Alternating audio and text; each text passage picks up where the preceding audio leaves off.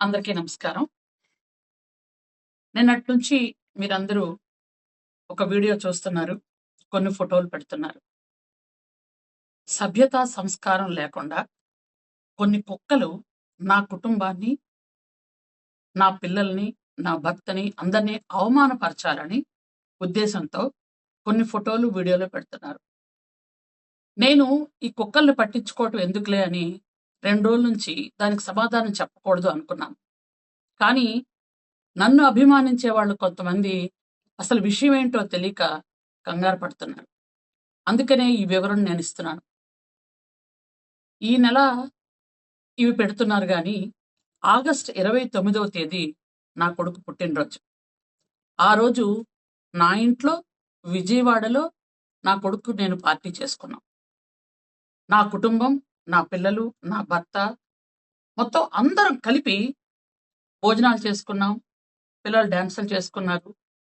29వ తేదీ ఆగస్టు విజయవాడ నా ఇంట్లో జరిగింది అది.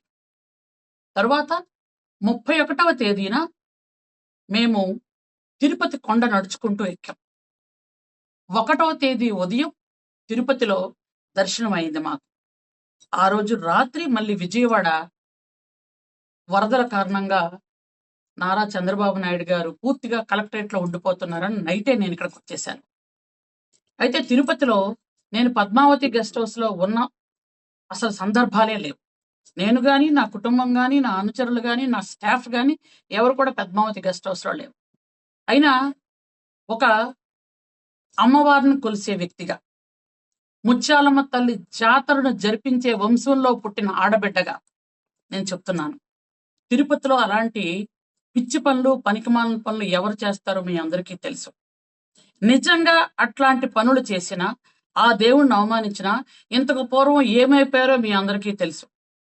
నేను అమ్మవారిని కొలిసే వ్యక్తిగా, ఆ గోవింద నామాలు జపించే వ్యక్తిగా చెప్తున్నాను. నిజంగా ఈ వీడియోలు వైరల్ చేసిన వాడు ఎవడో గాని, ఆ కుక్కలు ఎవరో గాని మీకు నిజాలు తెలుసో లేదో నాకు తెలియదు. భగవంతుడు మాత్రం మీకు